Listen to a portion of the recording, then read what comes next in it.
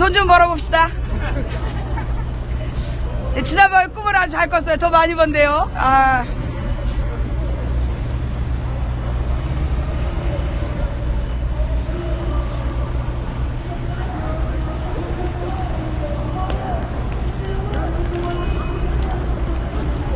이쪽으로 쓰지 말고 저 맞은편으로. 예. 네.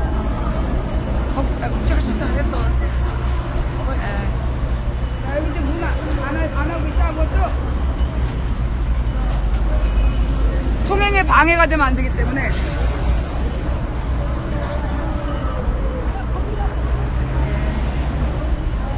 캡처 대기 중이에요? 아니, 근데 어저께 영하 9도 아니었어? 아니, 어제 영하 9도라서 내가 비싸게 돈 주고 산 전문가용 내복을 입었는데 너무 더워서 지금. 네, 제가 이렇게 전문가용 내복을 입고 이 어저께까지 분명히 영하 9도라고 그래가지고 오늘 추울 줄 알았어. 날이 왜 이래 진짜. 예.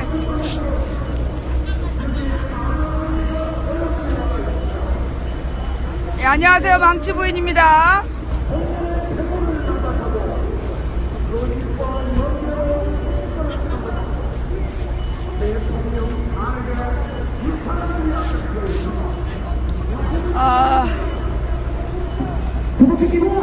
그에 대해서 마땅한 처벌을 받았으면 좋겠습니다. 감사합니다. 저것도 뭐야? 네, 반갑습니다. 저희 기아차 화성공장에서 노조를 만들고 있는. 네, 안녕하세요. 강릉에서 왔어요. 강릉이요? 네. 오늘 강원도에서. 네네. 아유, 고생하셨어요. 와가지고 네. 일부러. 네, 아유, 반갑습니다. 안산에서 왔어요. 아이고, 안산. 아유, 반갑습니다. 네, 반갑습니다. 예. 한8구 축하드려요. 네, 감사합니다. 맞습니다. 네, 감사합니다. 예, 안녕하세요. 안산분 안녕하세요. 네, 감사합니다. 안녕하세요. 예. 시흥시에서 왔어요. 시흥이 형, 반갑습니다. 오늘 막 전국에서 나왔네. 저는 이번 네, 망친데요. 현대차 정보회장의 폭력 강제들의 무혹 참지, 네, 저거 지금. 그리고 수백억 비자금을 준 대가로. 네, 안녕하세요. 반갑습니다. 네. 특기와 인권을 챙겨왔다는 것을 보면서 알 수가 있었습니다. 지금 사전 집회 여기서 하는 거야? 광화문광장 지난 800만이 넘는 우리 국민들의 함성 투쟁에 약 절반 이상이 20대, 30대 직장인이었다고 합니다. 네. 대부분 아바이거나 비정규직인 노동자들입니다. 이 앞에서 있는 오대적을 비정규직 노동자들은 10년 넘게 아무 제도를 착수와 폭력에 맞서서 목을 잡고 투쟁해왔습니다.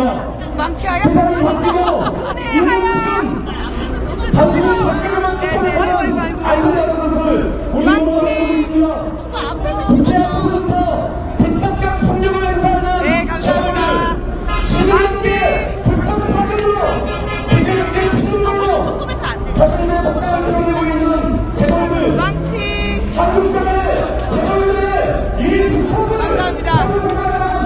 우리는 법대에 투신 그 이후에 우리가 희망을 쫓고 수 있는 제대로 인간답게 살 수 있는 세상을 만들 수 있다고 생각합니다. 되죠?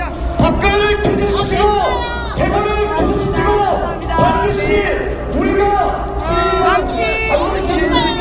끝까지 함께 망치. 남편이 질투해요. 완전 잘 나왔어요. 감사합니다.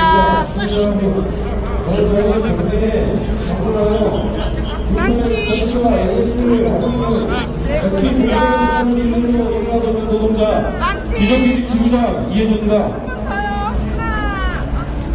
다들 잘 모르시겠지만 저희는 네, 고맙습니다. 노동조합을 만들고 망치. 의정부 구치소에 있는 최태원 회장 앞에 가서 집회를 했던 노동조합입니다.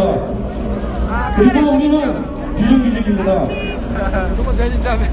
재벌들은 어쩔 수 없이 박근혜와 최순실에게 돈을 갖다 줬다고 합니다. 망치. 단순히 삥을 뜯겼다고 합니다. 하지만 그게 말이 됩니까? 감사합니다. 뭔가 특혜가 없었으면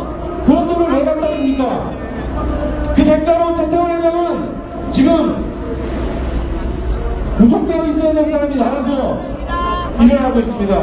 네, 찍으세요. 저는 망치. 그리고 박근혜 정경유착 이 돌이 언제까지 이어져야 가야 된다고 합니까? 비정규직 노동자의 삶을 찬양합니다. 저희 비 오는 날 뭐라고 얘기해도 안 들리죠? 일하다 떨어져 죽고 네, 지하철 오는 데 들어가다가 너무 다쳐 머리 꼬매고 이럽니다. 밤늦게 여러분 댁내 찾아갑니다. 그렇게 번 돈으로 최순실과 박근혜에 의해 돈을 갖다 바쳤습니다. 박근혜 꼭 퇴진시키고 구속시키고 박근혜가 추진하고 있는 각종 노동대학들을 꼭 폐지시켜서 우리 비정규직 노동자들의 삶을 풍요롭게 만들었으면 좋겠습니다. 우리가 감사합니다. 여기서 방송하려고 했더니 네, 또 마이크가 켜졌어. 내가 센 목소리를 제대로 붙으면 내가 다음 주에 방송을 못해. 여러분 어떡하죠? 제가 여기서 방송을 하려고 내가 온몸에 바스를 20개를 붙이고 왔는데 벌써 마이크가 켜졌어. 그래서 방송을 할 수가 없어. 서비스 발전법이다. 여러분은 잘 들려요? 이걸 만들어서 우리 같은 비정규직 노동자 대기업 하청 노동자들을 근데 여기 저쪽으로 이동해도 저 소리가 엄청 커가지고 우리가 저들한테 머리가 아파봐. 이래서 정당한 노동의 대가를 요구했으나 현실은 그렇지 않습니다. 일단 80억 가까이 되는 돈을 최순실한테 갖다 바쳤습니다. 그러면서 어떡할까요? 당장 15년 저 집회에 참여를 할까요? 임금 근데 이게 좀 노동자 집회 같아. 그죠? 그러면 일단 저 소리가 안 들리는 데까지 한번 저 시청 광장 쪽으로 그리고 제목을 바꿀게요. 138만원, 140만원 받아가면서 노동업법, 노동계약 막아내는 진행을 하고 있습니다. 오늘은 공식적으로 끝까지 주장해서 박근혜, 최순실, 그리고 몸통 이동하겠습니다. 이재용이 다 네. 부각시키고 안녕하세요. 대체하고 정경련도 지금 여러분 지금 상황이요. 원래는 여기서 하려고 그랬는데 부탁드리고 가열차게 진행하겠습니다. 주장을 열심히 하세요. 네, 우리가 지금 이제 좀 소리가 덜 들리는 대로 비정규직 체포하자. 뭐요? 먼저 쪽에서 갖고 나왔었는데 네. 이게 뭔데요? 디지털? 네, 감사합니다. 저희의 친절한 서비스 기사분들 연구 그리고 저희가 편리하게 쓰는 자동차를 만들던 노동자분들이 이곳에서 정말 힘차게 이것까지 해주셨습니다. 어메 이게 뭐냐 하면 증거네. 저소득층 디지털 방송 시청 지원 안내 미래창조과학부. 그래서 이게 지금 이제 디지털 텔레비전으로 그러니까 이 노인들한테 배포하는 저기 광고지래요. 그래서 디지털 텔레비전하고 리모컨하고 근데 보면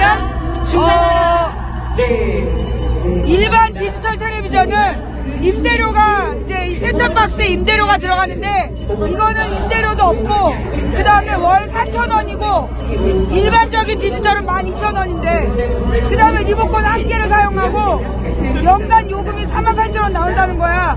그러면서 이제 여기 보면 나오는 게 최종편 지상파하고 종편만 나오는 야 이런 식으로 광고지를 우리가 이게 호남 지역에 이게 가장 먼저 퍼졌다 그랬거든요. 근데 여기 지금 저소득층에다가 이걸 나눠주고 있다는 거야.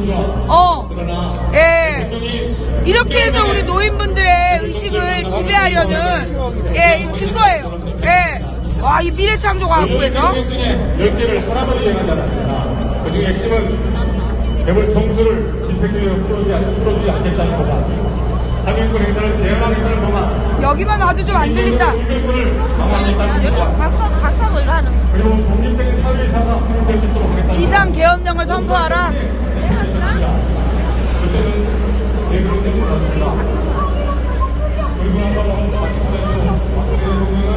여기 또 집회가 따로 하네. 저기 박사고 같은데? 아니야, 여기 박사만 아니까 박사면 저리 다 모여있어. 이건 무슨 이제 시민단체 집회.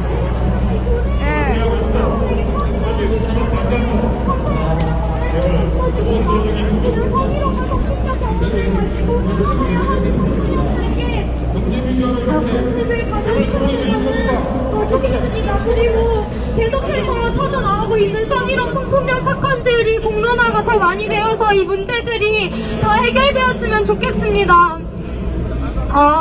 이뿐만이 아니라 학교에서는 여성이라는 이유로 되게 많은 이야기를 들어야 합니다. 학교라는 공간이 왜 여성을 규제하고 여성의 머리부터 발끝까지를 규정시키는 공간이 되었는지 모르겠습니다.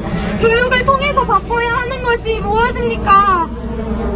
저희는 이런 여성에 대한 차별과 어떤 규제와 억압들을 모두 부숴야 한다고 생각을 합니다. 그래야지 상대 성희롱 성폭력 문제들에서도 청소년들이 자유로울 수 있고 더 이상 이런 억압과 피해로부터 숨지 않고 피해자들이 당당하게 교사의 가해 사실을 알리고 함께 행동을 하고 연대할 수 있으면 좋겠습니다.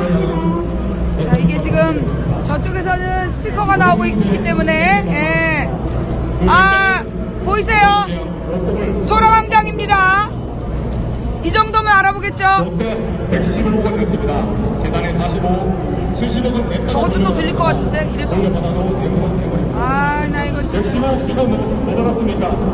저 뒤쪽으로 가라고? SK 115건 됐습니다. 전통회장 특별 선임되십니다. 여기를 들어가면 소리가 좀 덜 들리려나? 모두 다 메모리로 부정한 성사하겠습니다. 재벌들 개소리도 던졌습니다. 재벌들 경제 관리하고 가졌습니다. 재벌들 받은 결과 이제는 조금 나은 것 같다. 안녕하세요, 망치부인입니다.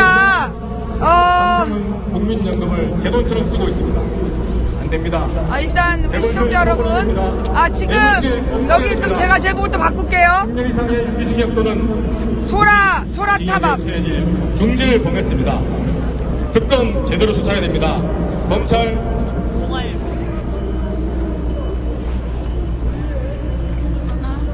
소라탑과 동아일보 사이.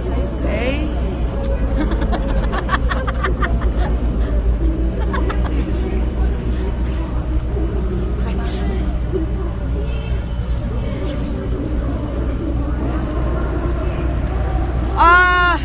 자, 시청자 여러분, 여러분이 저를 이 집회에 나와서 한 번이라도 보고 싶었는데 못 찾고 가신 분들이 많아요. 지금 널널합니다. 지금 빨리 오시면 선착순 지금부터 4시 사이에는 여기가 좀 널널하지 않을까. 일단 뒤쪽에 계신 분들은 이렇게 조금 그 길을 터주세요. 사람들 지나가게. 그 다음에 이제 그 지나가시는 분들한테 우리 앱스토어를 다운받는 법, 요걸 좀 안내 부탁드릴게요. 그 다음에 우리 시청자 여러분, 망치부인을 보러 매번 촛불 집회 왔는데 못 왔다. 그런 분들 지금 안국역에 계십니까? 빨리 소라탑으로 오세요. 빨리 소라탑으로 오세요. 여기서 뵙겠습니다. 죄송해요. 제가 이제 오늘 아침에 이제 여기를 나와야 되니까 그래가지고 이제 제때 일어났단 말이에요. 신랑이 없는 거야. 당신 어디 갔어? 광주 갔대. 그 박원순 시장님이 같이 가자 그래가지고 그 꼭두새벽부터 광주를 내려간 거야. 그래가지고 이제 아침에 우리 딸 아침밥을 챙겨주고 점심밥을 챙겨주라는 거야. 난 1시에 여길 와야 되는데. 그런데 또 요즘에 우리 딸내미가 이제 내년이 고3이에요. 건드리면 폭발을 해. 그래갖고 깰 때까지 옆에서 기도하면서 기다렸어요. 드디어 9시에 일어나셨습니다. 그래서 아침을 간단히 드셨는데 뭐 점심을 11시 반에 먹일 수가 없잖아요. 속은 다 들어간다고 그래서 기다려야지. 근데 12시 반에 드디어 점심을 드시겠다 그래가지고 모시고 나가가지고 점심을 이렇게 드리고 오다 보니까 오늘 늦었어요. 그래서 오늘 1시부터 기다리신 시청자 여러분 정말 죄송합니다. 우리 딸이 지금 2달째 부모 얼굴도 못 보고 토요일마다 자기가 알아서 밥 시켜 먹고 이러다 보니까 어느 날 눈물을 쫄쫄 흘리면서 아빠가 해준 밥 먹고 싶다. 엄마가 해준 밥은 절대 얘기 안 해요. 그래서 제가 엄마 밥 해줄까? 했더니 뭐 딸이 가출하는 걸 보고 싶냐? 뭐 애가 더 엇나갈 것 같아갖고 제가 오늘 이제 밥 사주고 오느라 좀 늦었습니다. 그리고 어저께 영하 9도라고 그래가지고 내가 내복을 입고 왔어요. 오늘 영상으로 올라갔다 그래. 아니 그러니까 내가 볼 때 이 촛불 집회 제일 좋아하는 게 저분이야. 사람이 많이 모이면 여기 안 춥거든요. 오고 갈 때라도 좀 시원하게. 네. 지금 우리 보셨는지 모르겠지만 엊그저께 제가 그 아프리카 TV 시상식에서 네, 그 깍두기로 탑5에 들어갔습니다. 네, 감사합니다. 제가 굉장히 놀란 일은 거기서 제가 여기까지 이렇게 제가 올라갈 수 있도록 도와주신 두 분께 고맙다 그랬을 때 그 아프리카 그 시상식장에 전원이 웃었다는 거 한 명도 안 빼놓고 거기서 제가 느꼈어요. 그 방송을 아시겠지만 주로 게임 유저들이 많이 봐요. 게임 방송들 유저들이 되게 많은데 그분들이 다 알아듣는 정도야. 그럼 뭐냐? 이거 대한민국에서 박근혜와 최순실의 만행을 모르는 사람이 없다는 거예요. 그래서 제가 너무나 뿌듯했고, 또 사실 제가 별로 열심히 한 것도 없는데 박근혜 최순실 때문에 어부지리로 그 자리에 올라간 것 같아갖고 미안한 마음도 들고, 아마 최순실이 지금 그 구치소에서 일기를 쓸 거예요. 내가 이러려고 박근혜를 도와줬냐. 망치 전현이 탑5에 들다니. 예, 그리고 이제 제가 탑5에 든 게 뉴스인가 봐요. MBN에서 사진을 찍어가지고 올렸더라고요. 어찌나 깜짝 놀랐는지. 예, 제가 이 채널A에서 저의 방송이 끝나면 제 방송을 이렇게 딱 어느 부분을 끊어놓고 패널들이 토론을 하는 건 봤어요. 내가 그렇게 채널A에게 지대한 영향을 주고 있구나 라고 느꼈는데 MBN에서 저의 수상 소식을 기사할 줄은 몰랐어요. 그래서 내가 굉장히 유명한 사람이구나. 네, 이런 생각이 들었고, 이분도 이제 이 길라임 이야기가 요즘 한참 유행이잖아요. 그 시크릿 가든이라는 드라마 한참 유행할 때 그 현빈이 길라임한테 이런 설명을 합니다. 뭐 자기 부모님은 인터넷 검색하면 이 일반적인 엄마 아빠는 인터넷 검색하면 안 나온다는 걸 한참 뒤에 알았다, 이런 얘기를 하니까 우리 딸이 보면서 다른 엄마 아빠는 안 나와? 네. 우리 집은 인터넷 검색하면 나오긴 나오는데 도끼로 경찰서 유리창께 뭐 이런 글들이 많이 나오고 있어서 네. 일단 그거 제 얘기가 아니에요. 네, 제 얘기가 아니고 망치부인에 관해서 검색하고 싶을 때는 꼭 망치부인 좌익교수라고 검색하셔야지 제가 나온다는 거. 뭐 도끼로 남편 두들겨 패 뭐 이런 건 제가 아니에요. 네. 근데 이제 그런 기사들이 나오는 이유가 뭐냐 하면 저에 대해서 긍정적인 기사들이 나오는 걸 막기 위해서, 그래서 일부러 메인 뉴스에 나오는 숫자만큼 늘어뜨리려고, 밑으로 내리려고 나오는 뉴스라서 주로 이제 이름 없는 언론사에서 나온다는 거죠. 예. 일단 이제 제가 사실 오늘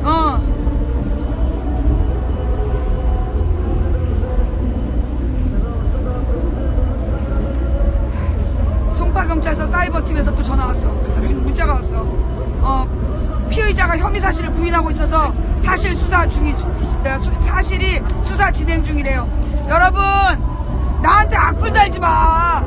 진짜 경찰들, 이게 사이버 범죄는 사이버 범죄는 캡처를 뜨면 되기 때문에요. 일반적인 범죄보다 너무 간단해요. 여러분들이 망치부인한테 그냥 지나가는 말로 악플 달잖아.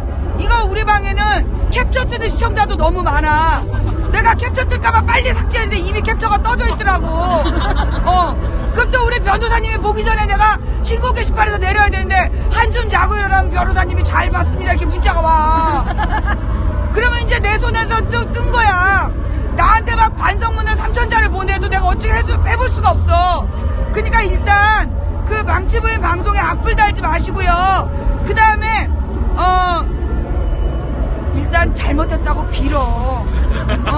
선처해달라고 이렇게 빌면 뭐 이렇게 학생이고 이러면 좀 봐주기도 하고 그래. 그니까 그 괜히 뒤에 가서 후회하고 나한테 용서해달라고 그러지 말고 웬만하면 죄를 빨리 인정하는 게 좋아. 왜냐하면 경찰들이요, 내가 조사 몇 번 받아봤는데 뭐 아니라고 딱 잡았대잖아. 그 결정적인 증거 들이대면 너는 그냥 바로 아웃이야. 너네 집 IP가 나왔다. 그냥 끝이야. 그러니까 괜히 그냥 섣불리 아니라고 우기면서 시간 끌다가 뭐 이렇게 기소유예 될 걸 기소받고 그러지 말라고. 알았지? 이거 우리 변호사한테 이거 혼나겠는데. 변호사님 사랑합니다. 고생이 많으셔요. 내가 심지어 우리 변호사님한테 이제 고소 좀 그만하라고. 이 불쌍한 청소년들이 이걸로 다 빨간 줄 가면 어떡하냐고. 그래도 소용이 없어. 밤낮이 없어요. 예.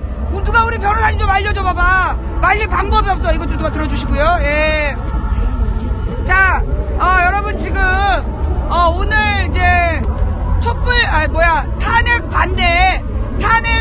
탄핵 반대 4시부터 있는데, 오늘, 아니구나. 탄핵 반대가 아니구나. 죄송해요.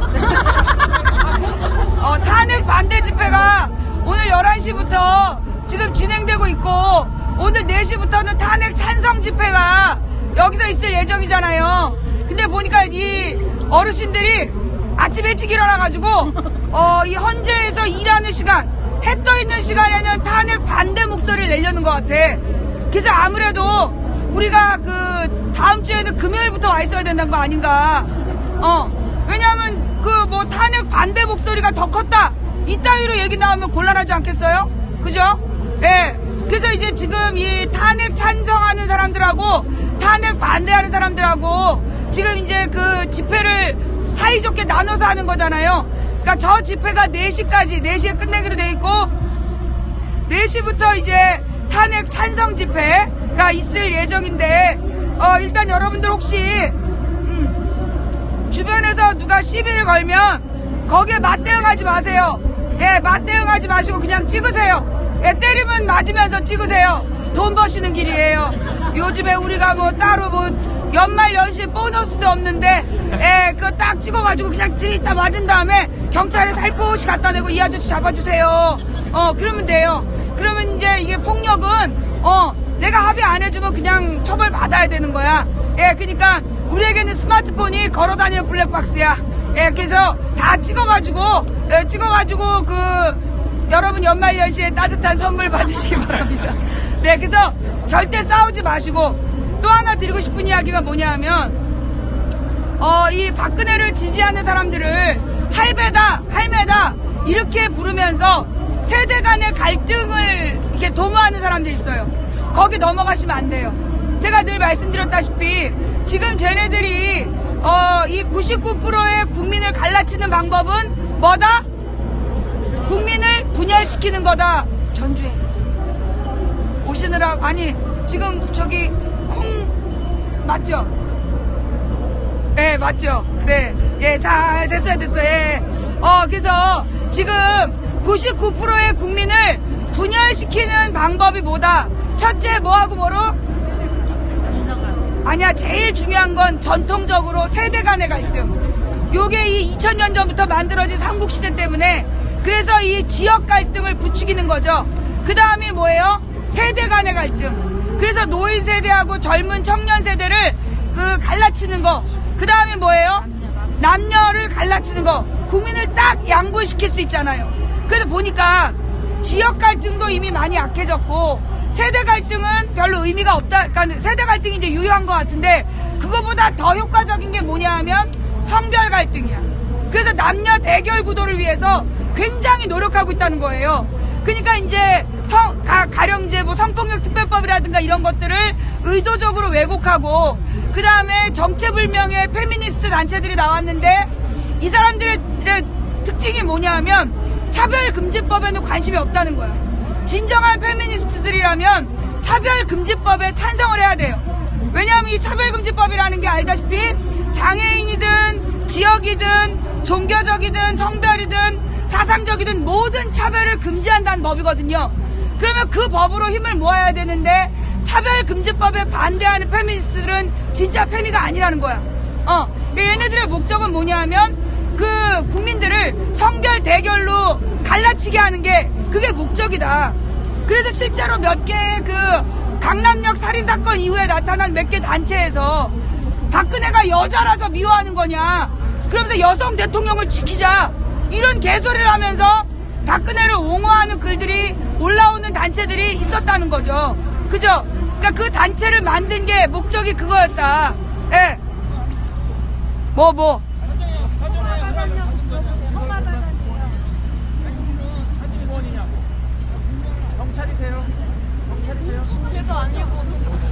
그러니까 경찰도 아니고 공무원도 아닌데. 일하는 사람 같아요. 용역? 시설관리공단에서, 예, 그래요. 굉장히 열심히 일하는 공무원이에요.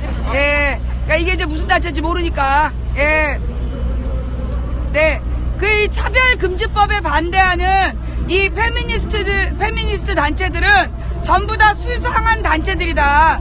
예. 그리고 이 단체들하고 그다음 또 요즘에 나타난 게 누구야? 공시생 카페에 나타난 인물들. 이 사람들이 12일 이전에는 글을 안 쓰다가 갑자기 나타나서 글을 쓰면서 지금 이제 교육공무직법을 호도하고 오해를 불러일으키는 글들을 쓰고 있다는 거.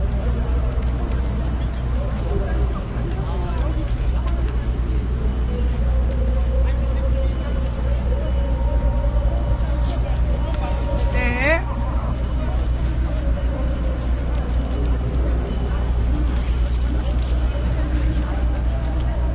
뭐 냅두세요. 뭐 그냥 지나가다가 끼고 싶은데 너무 사람이 많아서 안 들리니까 그런 것 같아요. 네. 자,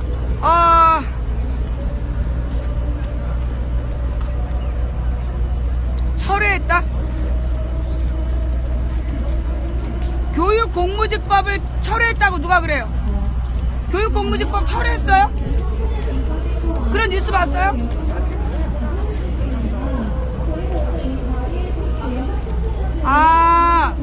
지금 유은혜 트윗에서 철회했다고 나와요?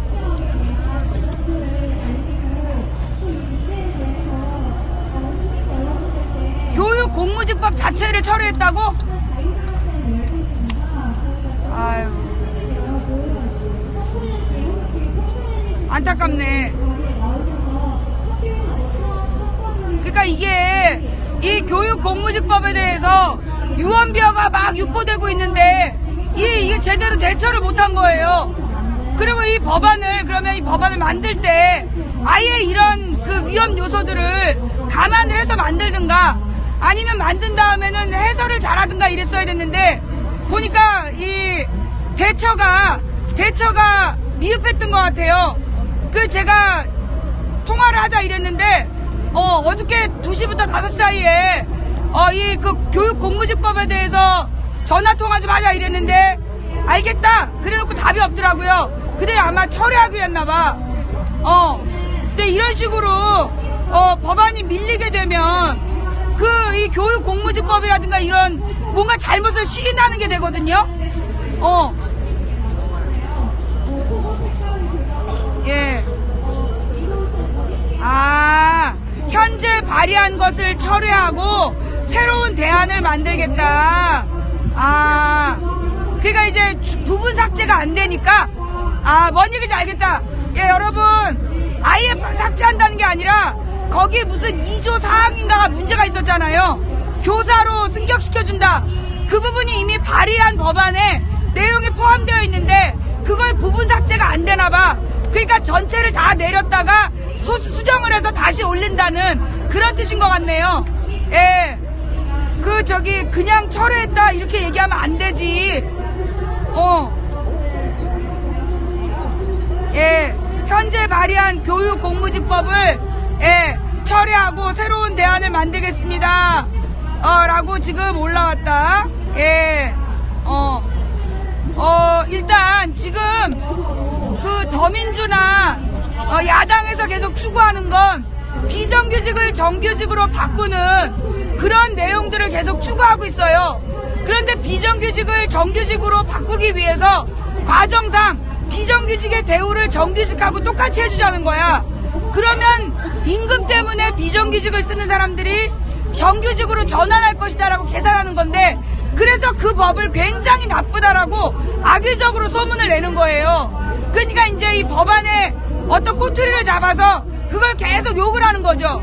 그러면 이제 그걸 보고 사람들이 뭔가 법안에 문제가 있구나. 그래서 결국 철회하게 만드는. 그러니까 이게 보좌관들도 잘해야 되고 그 법안에 어떤 문제점이 있는지 모든 법안은 발의하기 전에 공청회를 해야 돼요. 예. 그러니까 원래 법안의 과정은 이런 법안을 만들려고 한다. 그래서 그 법안에 관한 공청회를 하고 그래서 어느 특정 단체만이 아니라 여러 단체들이 관여자들이 와서 들을 수 있게 토론하는 시간을 갖고 그 다음에 법안을 만들어서 올리는 그런 과정을 거친다라면 훨씬 더 효과적이지 않을까 그런 생각들이 드네요. 예. 네. 근데 교육공무직법에 대해서 이 새로운 대안을 만들어 나가겠다 근데 이제 보통 이렇게 한번 만들었던 법이 뒤로 밀리면 다시 하긴 힘들어요. 왜냐하면 각종 이권단체들이 끼어들어서 온갖 방해를 하기 때문에 한번 올릴 때 잘해야 되는데 좀 실수를 한 것 같아. 예. 이분 여야 어느 파죠? 나는 여야 누구 파도 아니야. 국민 편파야. 예. 이제 많이 똑똑해졌어. 여야 어느 파죠? 옛날에는 보수냐 진보냐 묻더니. 예. 그래서 지금 얘네들이 1%의 지배자들이 99%의 국민을 갈라치는 방법이 첫째는 지역별로 갈라치고 둘째는 세대별로 갈라치고 셋째는 남녀별로 갈라치고 남녀는 정확히 국민을 양분시키기 때문에 그 다음에 보수하고 진보로 갈라치고 이제 맨 마지막 방법은 뭐다? 대선 후보별로 갈라치는 거다. 근데 그 얘기를 제가 작년부터 했잖아요. 그죠? 그래서 이번에 보시면 아시겠지만 대선 후보별로 문제가 일어나는 거 요즘에 보고 있죠. 근데 실제로 논쟁을 일으키는 사람들 보면 수상해. 그죠? 지금 막 자기가 문재인 지지자다 그러면서 이재명을 까는 사람이나 이재명 지지자다 그러면서 문재인을 까는 사람들 트윗을 잘 조사해봐야 돼. 그들의 과거를 조사할 필요가 있다. 실제로 진짜 이재명 지지자고 진짜 문재인 지지자이고 정말로 민주세력의 승리를 바란다라면 상대 후보를 깎아내리면 된다 안 된다? 안 된다. 그런데 막 너무나 비정상적으로 막 욕설을 하고 그 다음에 중요한 건 상대 후보를 건드린다기보다 상대 지지자를 건드리는 거 요거는 싸움을 하자는 얘기야. 국민을 분열시키자는 거죠. 물론 우리가 후보별로 검증을 할 필요는 있어요. 그건 분명히 언론이 해야 될 일이야. 그래서 언론에가 끊임없이 니네가 언론이면 후보별로 이러이러한 문제의식이 있는데 여기에 대해서 너네가 검증하지 않느냐. 그걸 우리가 계속 따져물을 필요는 있어요. 그러나 이걸 가지고 우리가 막 욕설을 한다든가 이렇게 되면 오해를 불러일으키겠죠. 그죠? 예. 그래서 조심들 하셔야 된다라는 이야기.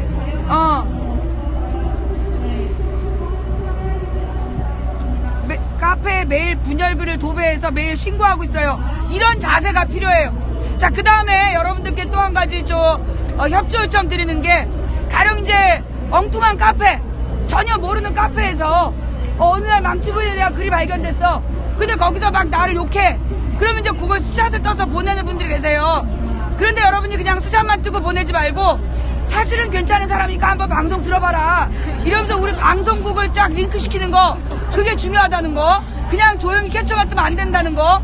그 다음에 여러분이 만약에 전혀 무관한 카페에서 망치부인에 대해서 비판하는 글을 발견하면 여러분이 우선해야 될 일이 뭐예요? 만세 삼창 만세 만세 만세. 망치가 여기까지 소문났구나. 예, 여러분들이 나에 대해서 악플이 달렸다고 그걸 막 가슴 아파하면 안 되는 거예요. 사실 악플보다 무서운 게 뭐야? 무플. 무관심이 더 나쁜 거예요. 누가 나에 대해서 뜬금없이 악플을 썼다. 어쩌면 내 팬일 수도 있어. 왜냐하면 처음부터 막 칭찬을 하면 에이 너무나 억지로 홍보하는 거 아니에요 라는 반감이 있잖아. 그치? 누가 실제로 나한테 고백을 했어. 자기가 일부러 망치가 이런 말을 했다 감히 이러면서 올린대. 우리 편이래 그거. 그럼 제가 분노해서 같이 이제 악플을 다루려고 보겠지? 근데 알고 보면 들을 만한 내용인 거야. 예, 이걸 뭐라 그래요? 전문 용어로 노이즈 마케팅이라고. 그러니까 여러분이 카페나 이런 데에서 망치부인에 대한 악플을 봤다고 속상해하지 마시고 만세삼창을 부르는 우리 망치부인 이 여자의 실체를 알려주마 이러면서 우리 방송국 주소를 GTV7 아프리카.com GTV7을 딱 올려주면 예, 이 여자의 실체가 뭐야? 그러고 와서 보면 어머 이렇게 많이들 봤어? 이러면서 이건 뭐야? 그러다가 망치부인의 세계로 들어오는 게 되는 거겠지요. 네, 걸리면 약도 없다는 중독증에 걸려서 어느 날 너무 아름다우세요 막 이래가지고 초신자들이 이 방은 미친 게 틀림없어 이러면서 막 신고하고. 예, 여러분 그 부탁을 또 하나 드리자면 절대 채팅창에다가 오늘 유달리 아름다우세요 뭐 이런 얘기를 하면 곤란해요. 예, 왜냐하면 여러분이 나를 처음 봤을 때 그 마음을 잊으면 안 돼. 초심으로 꼭 초심으로 바라봐야 돼. 그때 다 나갔잖아 욕하고 내 눈갱 뭐 이러면서 죄 욕하고 나갔다가 나중에 국난이 닥치면 슬금슬금 들어와서 언제 욕한 척 그리고 앉아있다가 지금에 이르렀으면서 새로운 사람들 볼 때 얼마나 기가 막히겠어. 그니까 뭐 옷을 아름다우세요 이런 얘기 해가지고 이 초신자들을 또 쫓아내지 말란 말이야. 그런 고객이 진상 고객이야. 알았지? 내 동생 미용실에서 머리 파마하러 왔는데 머리 너무 이쁘다 자기 그럼 도로 나가. 이런 진상이 꼭 있어. 그런 것처럼 망치분을 보러 왔는데 뭐 너무 아름다우세요 너무 뛰어나세요 이러면 그냥 나가. 이 방은 미치게 틀림없어.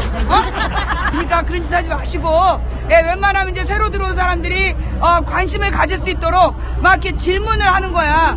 주거니 받거니 이제 그 사람들이 아니라 망치분 방송 내용 관련해서 다음에 무슨 내용이 나온다 싶으면 질문을 해. 그럼 그 질문에 대해서 읽겠지. 근데 망치가 설명을 해. 와, 이 방은 실시간으로 질문과 응답이 되네. 24시간 생방송인가? 막 이렇게 되는 거죠. 그 다음에 또 들어와가지고 또 엉뚱한 질문하는 애들 있어요. 그죠? 늘 헛소리 하는 애들 있어. 그런데 그 헛소리에 따뜻한 답변을 해주잖아? 얘네들이 나중에 굉장히 중요한 우군이 돼. 실제로 제가 그 국정원하고 싸울 때 좌익 교수가 우리 집안에 대해서 한 얘기를 모아달라 라고 했을 때 그 DC 인사이드에서 모아다 준 글들이 사실은 그런 친구들이었어요. 평상시 망치한테 와가지고 막 쌍욕을 하면서 두들겨봐라 망치야 뭐 이것도 얼굴이냐 뭐 이랬던 애들이 메일로 보내오는 거야. 그러니까 그게 관심의 표시였던 거죠. 그래서 여러분들이 그 새벽 시간대나 이렇게 방송을 보러 온 시청자들한테 엉뚱한 질문한다고 쌍욕하지 마시고 아는 한껏 그 답변을 해주시면 좋아요. 그리고 만약에 답변이 어려우신 것 같으면 유튜브에서 망치분 방송을 검색하면 관련 내용이 나오잖아요. 그럼 이 방송을 한번 보세요 라고 링크 시켜주는 것도 아주 고급스러운 내용이라는 거. 그 다음 여러분들이 이제 논쟁이 요즘에 한참이잖아요. 탄핵에 대한. 그럴 때 여러분들이 악플을 달면 안 돼. 그러니까 쌍욕은 절대 금지. 누구도 욕하면 안 돼. 가령 탄핵을 반대하는 쪽, 한마디로 박근혜를 지지하는 쪽도 우리 국민이에요. 그죠? 우리는 탄핵을 찬성하는 쪽이지만 탄핵을 반성하는 쪽을 다 죽여버리겠다라는 마음을 가지면 우리가 이길 수가 없어요. 그죠? 그러니까 탄핵을 지금 반대하는 사람들이 우리 편으로 올 수 있도록 설득을 해야 되는데 그 설득의 가장 기초는 뭐냐 하면 공감하려고 애쓰는 거야. 아니 도대체 저 미친년을 당연히 그걸 탄핵을 해야지 어떻게 탄핵을 반대해. 그러면 안 되는 거야. 근데 그런 거 있잖아요. 그래도 좋아하는 거잖아. 자기는 그래도 박근혜를 이쁘다고 좋아했는데 그게 알고 보니까 다 고친 거잖아. 얼마나 상심감이 크겠어요. 그죠? 일단 위로부터 해야 되는 거죠. 마음이 참 착잡하시지요. 많이 놀라셨지요. 요 멘트 많이 놀라셨지요. 마음이 많이 아프셨지요. 이렇게 해서 공감의 멘트로 다가가는 게 필요하다. 일단 왜 탄핵을 하는 거야? 뭐 이때 미쳤구나. 도대체 대가리가 니도 내 보톡스 맞았냐? 내 뇌주름 다 펴졌지? 이렇게 얘기를 하면 걔는 절대 우리 편이 안 돼. 손 따뜻하게 잡고 많이 놀랬죠. 마음이 아프시죠? 라고 얘기하면서 저도 놀랬어요. 뭔가 동지 같잖아. 요게 영업 비법이에요. 내가 옛날에 영업 배울 때 우리가 이제 고객을 설득해야 되잖아. 그때 고객님 그거 아닙니다. 절대 못 팔아. 맞습니다 고객님 해야 내 물건을 사는 거예요. 그렇기 때문에 일단 공감해 주고 그 다음에 우리가 꿈꾸는 대한민국에 대한 이야기를 하는 거야. 일단 박근혜 탄핵의 필요성을 얘기하면 안 돼. 먼저 우리가 꿈꾸는 대한민국의 대통령은 적어도 매일매일 열심히 일을 해야 되지 않겠냐. 매주 수요일날 드라마 보고 놀면 안 된다. 아주 가장 기본적인 이야기부터 해서 일주일 내내 열심히 일한 대통령을 보고 싶다. 뭐 이런 가장 기초적인 이야기들로 시작을 해서 대한민국이 가야 될 발을 우리가 이제 공감을 해내는 거죠. 그럼 이제 잘 모르고 좋아하는 거 아니야. 그죠? 수요일마다 놀고 먹은 거 알면 저기 와서 그렇게 흔들겠어요? 모르니까 흔드는 거지? 왜냐면 저분들이 보는 텔레비에서 안 가르쳐줘. 수요일마다 놀고 먹었다는 거. 그래서 나와 있는 어른들이기 때문에 또 그분들을 보면서 무슨 생각을 해야 되냐? 우리 부모님이라고 생각해야 돼. 우리 부모님인데, 물론 여러분이 부모님한테 막대할 수도 있겠지만, 어리석은 생각을 한다고, 이 늙은이야, 정신머리 차려라!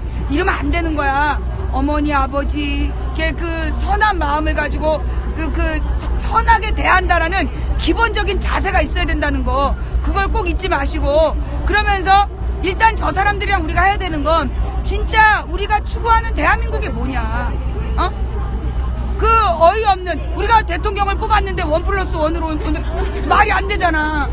총리가 1+1이고 이거 곤란하잖아요. 또 하나가 뭐가 1+1이었는데 그러니까 박근혜 최순실이 1+1, 총리가 1+1, 또 하나가 1+1이었는데 하여튼 뻑하면 1+1. 이런 시대를 마감하고 대통령도 하나, 총리도 하나인 나라를 우리가 만들어 보자. 뭐 이렇게 대한민국에 대한 상을 공유해다 가다 보면 그래서 우리가 서로 존중하고 그다음 제가 아까 오면서 전철안에서도 얘기했지만 제가 저 안국역으로 가서 확 휘저어버릴까 하다가 우리가 대한민국의 민주주의라는 게 뭐예요? 나하고 의견이 다른 사람도 존재할 수 있는 나라를 만들자는 거잖아요. 그러면 저 사람들이 저렇게 떠드는 걸 떠들게 냅둬야 돼. 그리고 우리가 떠드는 것도 보장하라. 그게 민주주의죠. 우리가 생각이 다른 사람들을 무조건 압박해서 나와 같은 생각을 하라고 강요하는 게 민주주의가 아니라는 거예요. 저 사람은 저런 생각을 하는구나. 내 생각은 이런데. 그러면서 저 사람이 뭐라니 얘기를 했을 때 내가 나의 생각을 좀 더 구체적으로 논리화하고 구조화해서 어느 날 저 사람과 대화하게 됐을 때 차분한 마음으로 설득할 수 있는 지경에까지 이르러야 된다는 거죠. 근데 일단 나랑 다른 의견에 막 화부터 내고 이런! 그러면 지는 거야. 화내면 지는 거야. 그러니까 여러분들 우리 망치분 방에 와가지고 뭐 먹고 싶다. 그럼 내가 그러잖아. 사람 먹으면 광우병 걸려. 그러면서 이 사이버 식인종들의 문제야. 뭐 이러면서 하잖아요. 그래서 우리가 일단 우리를 괴롭히거나 우리랑 의견이 다르다고 시비 거는 사람들한테 화내면 지는 거다. 일단 웃으면서 배고프신가 봐요. 뭐 이렇게 얘기하면서 우리가 이제 나아가야 된다. 중요한 건 기싸움이 중요한 거예요. 이미 저 사람들이 악에 바친 거야. 그러면 이제 오늘 이 상황을 좀 정리해보면 어저께 이제 친박 원내대표가 됐잖아요. 그죠? 되게 지난번에 탄핵이 통과되는 걸로 봐서 친박보다 비박계가 새누리당에서 입장이 정리되는 거 아닌가라고 우리가 생각했는데 전혀 다른 결과가 나왔단 말이에요. 그 다음에 오늘 저렇게 모인 모습을 보면 쟤네들이 지금 당황하고 있다는 거야. 당황하기도 했고 왜 당황하느냐 하면 전세를 뒤집을 수가 안 보이는 거죠.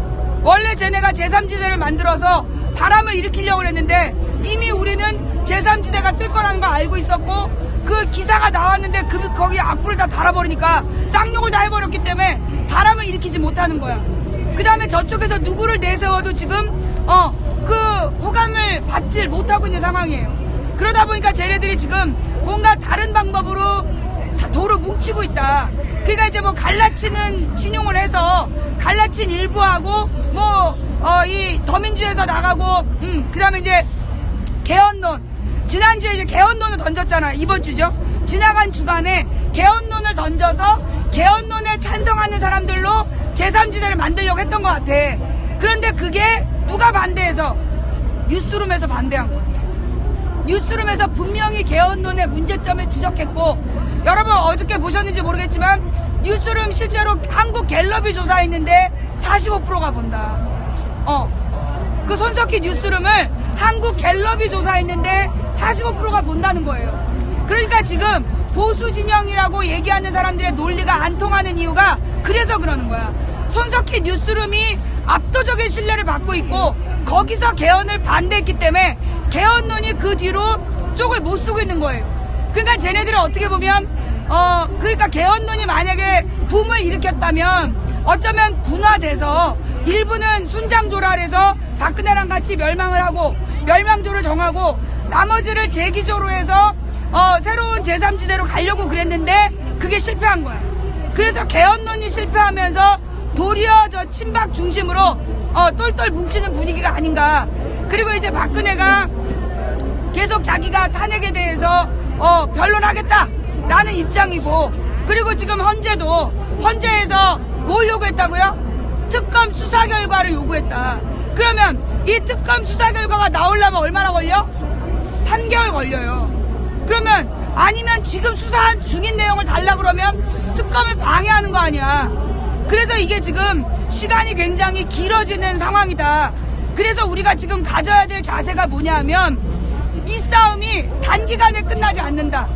지난번에 그 전원제 헌법재판관이 뭐 1월 말 안에 발표 날 거다 그렇게 얘기했잖아요. 그죠? 그런데 실제로 지금 1월 말 안에 결과가 나올 가능성이 있다 없다? 현재는 없어요. 그러면 또 다른 얘기가 뭐냐면 3월 달에 또 한 명의 헌법재판관이 그만두기 전에 발표가 나야 된다. 그때까지 특검이 안 끝나. 특검이 끝나는 시간이 3월 30일이야. 그러니까 4월 말까지는 박근혜가 안 물러날 가능성이 있다는 거예요.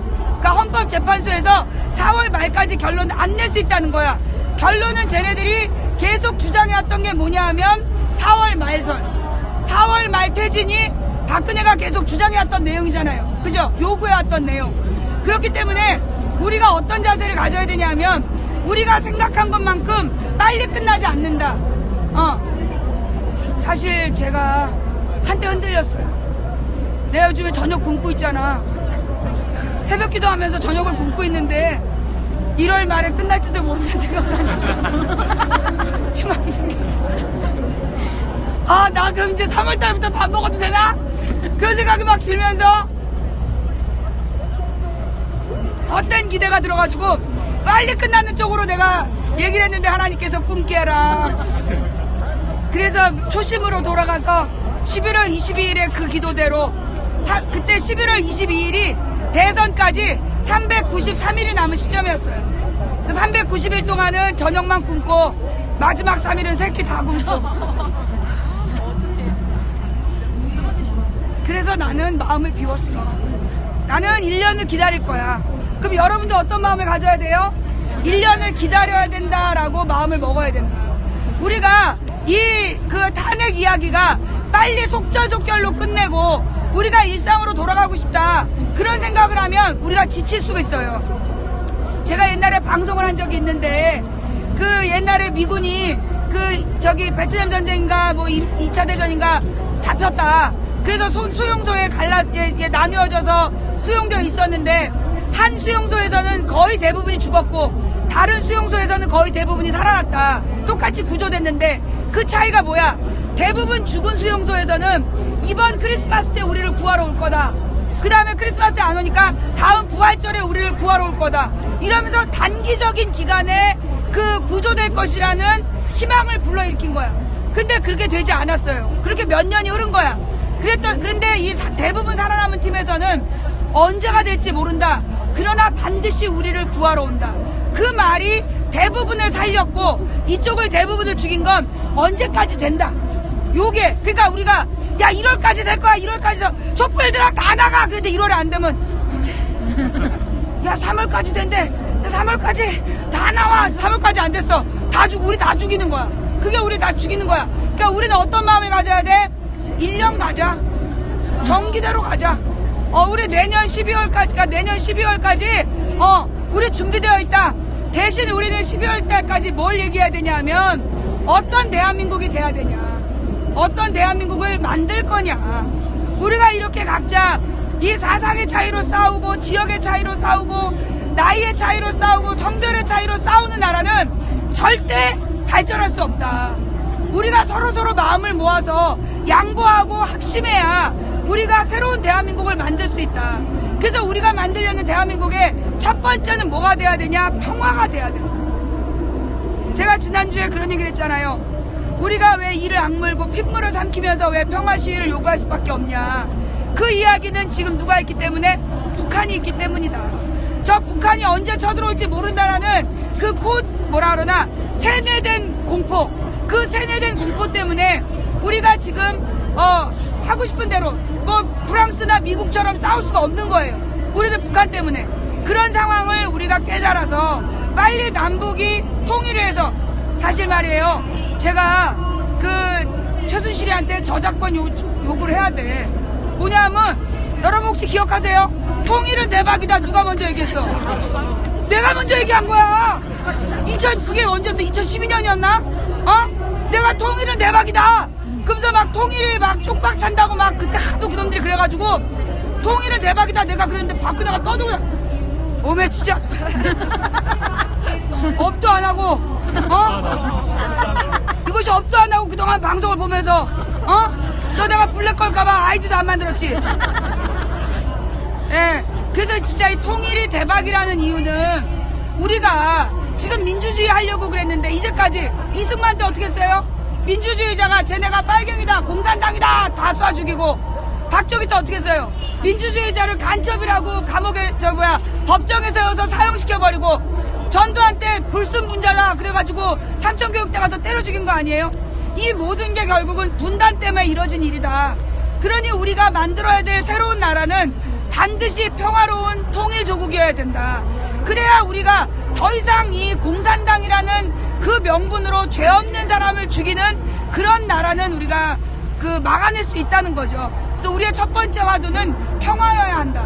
우리 국민들 간의 평화, 그리고 이 남과 북의 평화, 그 다음에 세 번째로는 세계 평화. 왜냐? 지금 중국하고, 이 중국이 계속해서, 그 얘기 들어보셨죠? 부시 때 미국에서 계속 국채를 발행했어요. 그 미국에서 발행한 국채를 가장 많이 매입한 게 중국이야. 그걸 쟤네들도 지금 아는 거예요. 그래서 중국에 대한 공포가 중국에 대한 압박과 그 중국을 괴롭히는 걸로, 그러면서 중국에 대한 감정을 계속 나쁘게 만드는 쪽으로 나타나고 있다는 거죠. 그래서 미국과 중국이 지금, 미국이 러시아하고는, 그러니까 푸틴하고 트럼프는 친하잖아요. 그러니까 러시아의 입장이 좀 애매할 수 있는데, 지금 정확하게 미국이 적으로 규정하고 있는 건 중국이라는 거야. 중국의 자본. 중국의 급성장한 자본. 그리고 중국의 시장. 왜냐? 미국에서 제일 잘 나가는 기업, 10대 기업에 들어가는 게 누구예요? 애플. 애플의 전화기 제일 많이 산 게 어디야? 중국. 그러니 중국은 지금 전 세계에서 가장 막강한 시장이에요. 근데 그 시장이 거기서 돈이 돌아갈수록 그 미국에게는 위기의식으로 느껴진다는 거죠. 그러다 보니까 지금 미국과 중국 사이에 갈등의 요소가 지금 많아지고 있고, 그 다음에 이 미국과 중국의 갈등은 결국은 태평양의 불안이 될 수 있고, 그 다음에 이제 이 러시아하고 미국이 중동 지방에서 마찰했던 게 이미 중동은 다 말아먹었어. 그럼 이제 새로 부셔먹을 때는 여기밖에 없다는 거예요. 어쩌면 저쪽 중동은 재개발하는 쪽으로 갈 수 있다. 그리고 이제 이 동북아시아 쪽이 도리어 위험해질 수 있다는 거죠. 이런 세계 정세 속에서 이게 동북아 정세가 어려워지면 제일 큰 피해를 보는 게 누구예요? 우리나라예요. 왜냐하면 일본은 인구가 1억이 넘잖아요. 그래서 일본은 자체적으로 자기네 나라에서 생산된 걸 자기네 나라에서 소비해서 자생경제가 된다는 거야. 중국은 말할 것도 없고. 그러면 한중일 중에서 동북아 정세가 어려워지면 가장 큰 경제적 타격을 보는 건 수출에 의존하고 있는 우리나라밖에 없다는 거죠. 그래서 우리가 지금 동북아 평화를 우리가 주도해야 된다는 거야. 그래서 우리가 새로운 대한민국에서 가져야 될 그 이슈 첫 번째는 뭐라고요? 평화야, 평화. 어떤 평화? 우리 조국 내부의 평화, 민족의 평화. 그러니까 일단 국민 안에서의 평화. 그 다음에 두 번째로는 한반도의 평화. 세 번째로는 세계의 평화. 이걸 우리가 이슈로 만들고 그걸 하려고 노력하는 자에게 우리 다음 대통령을 줘야 된다는 거죠. 그런 요구들을 우리가 만들어낼 필요가 있고, 또 하나는 우리가 이제 세계 경제 흐름을 또 읽을 필요가 있다. 지금 전 세계가 뭐가 부족해요? 일자리가 부족해. 뭐 때문에? 기계화 때문에. 전 세계가 기계화되고, 그 다음에 이제 사람이 하던 영역까지 인공지능이 하고 있잖아요. 여러분 지금 텔레비전에 나오고 있는 구글 자동차, 그 인공지능 자동차예요. 되게 멋있게 막 광고하고 있잖아요. 이제 저 구글 자동차가 상용화되면 지금 운전하는 일자리는 다 사라진다는 거야. 트럭 기사, 택배 기사, 그 다음에 택시 기사 다 사라진다는 거예요. 그렇기 때문에 우리가 지금 변화되는 노동 구조를 분명히 읽어야 되고, 그 다음에 전 세계에서 1990년 이후로 노동조합이 많이 약해졌다는 거예요. 노동조합이 다 약해지고, 그 노동조합이 약해진 이유는 뭐 때문에? 비정규직 때문에. 비정규직이 뭐예요? 다른 말로 계약직. 그래서 이 노동조합을 만들면 재계약을 안 해주기 때문에 점점점 노동 조건이 열악해진 거예요. 그래서 지금 전 세계가 서민들이 가난해진 거죠. 이런 경제 흐름이기 때문에 우리가 어떤 경제를 만들어야 되느냐, 이걸 생각해 봐야 된다는 거야. 근데 생각해 보면 우리는 여전히 소비를 하고 있잖아요. 그죠? 우리는 여전히 소비를 하고 있고, 우리는 여전히 노동을 하고 있어. 그런데 왜 우리는 똑같은 노동을 하고 똑같은 소비를 하는데 우리는 왜 점점 가난해지는가? 이 부분에서 뭐의 문제점이 있다? 유통의 문제점이 있다는 거예요. 그래서 이 유통구조에 대한 개편을 우리가 고민해야 된다. 특히 이 1차 산업에 관계된 유통, 이 농수축산물에 대한 유통이 잘못되어 있다는 거예요. 그래서 1차 어떤 나라나 우리는 이제 우리가 옛날에 공부할 때 선진국은 3차 산업이 발달되어 있다 그런 얘기 했잖아요. 제가 잘할 때 그렇게 배웠거든요. 선진국은 2, 3차 산업이 발달하고 후진국이 1차 산업이 발달되어 있다. 우리 그렇게 배우고 자랐어요. 알고 보니까 이게 새빨간 거짓말이에요. 선진국에서는 1차 산업 종사자들에게 생활비를 다 지원해 주는 거야. 선진국의 농민들에게 월급을 줘요. 매달 월급을 주고 그 농사를 제대로 하고 있는지 농업 지도자들이 가서 그거 막 지도해주고 신기술을 알려주고 그 다음에 무슨 뭐 백신이라든가 이런 정보들을 막 주는 거예요. 그래서 농수축산업의 종사자들이 국가의 지원을 받으면서 기간산업으로 지키고 있는 거야. 근데 우리는 어때요? 조류독감 나와가지고 다 죽을 때까지 한 달을 기다리고 그 다음에 그때 뭐였어? 구제역 나와가지고 다 죽을 때까지 한 달을 기다리고 이명박 때부터 지금까지 똑같아. 정부가 하는 일이 뭐냐면 농수산 포기할 때까지 쌀값 안 올려주고 그런 거잖아. 그리고 계속 수입산 농산물 가져오고 수입산 축산물 가져오고 그래서 국내 농수축산업을 죽이고 있는데 이렇게 되면 결론은 뭐가 되는 거예요? 여러분들 생각해봐. 밀가루 값이 올랐다고 밀가루 값이 올랐다고 모든 물가가 오르잖아요. 라면값 올라, 과자값 올라, 빵값 올라 다 오르잖아요. 근데 그 똑같이 된다는 거야. 우리 농수축산물이 전부 다 수출을 외세에 의존하게 되면 우리나라의 식료품 물가가 외세 의존형이 된다는 거예요. 그로 인한 경제 위기는 이건 우리가 극복을 못해. 그렇기 때문에 우리가 이 1차 산업을 지키고 유통구조를 개선하는 그 부분에 대한 대안을 가진 사람을 우리가 경제 대통령으로 뽑아야 된다. 이제까지 우리는 전라도의 새만금을 진짜 이 새만금 때문에 전라도 죽은 거 아니야. 썩어 들어가고 있잖아요. 그죠? 근데 뭔가 거대한 어떤 그 다음에 경상도의 공항을 그걸 몇 번씩 해먹고 몇 번씩 대통령 된 다음에 없던 일로 또 다음에 대통령 나오려면 경상도의 공항을 된 다음에 없던 일로 그 짓거리를 계속하고 있는데 우리가 계속해서 뭔가 건설 또는 대규모 시설 이런 걸 만드는 사람을 대통령으로 뽑아주고 국회의원으로 뽑아주는 한 나라 경제가 발전이 안 돼요.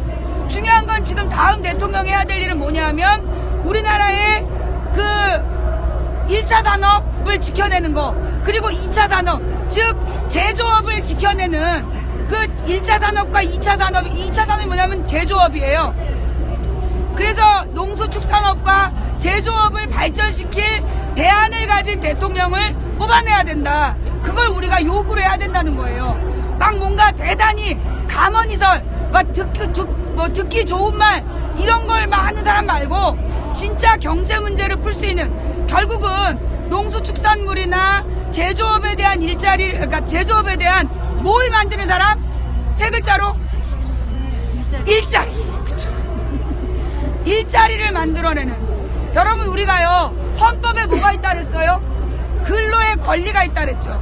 근로의 권리가 있고 근로의 의무가 있다 그랬어요. 그 얘기가 뭐냐 하면 근로의 권리란 얘기는 정부가 해야 되는 가장 중요한 일이 일자리를 만드는 일이라는 거야. 그러니까 옛날부터 대통령 후보들이 막 심지어 이명박도 박순실도 일자리를 만들겠다는 공약이 있었던 이유가 그거예요.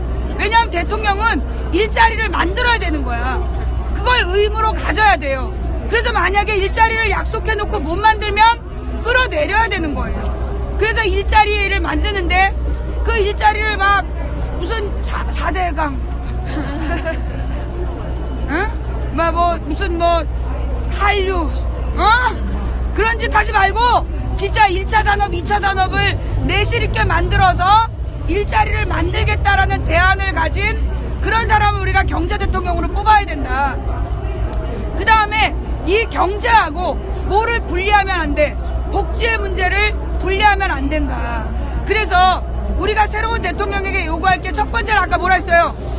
첫 번째 평화. 두 번째로 우리가 요구해야 되는 게 뭐라고?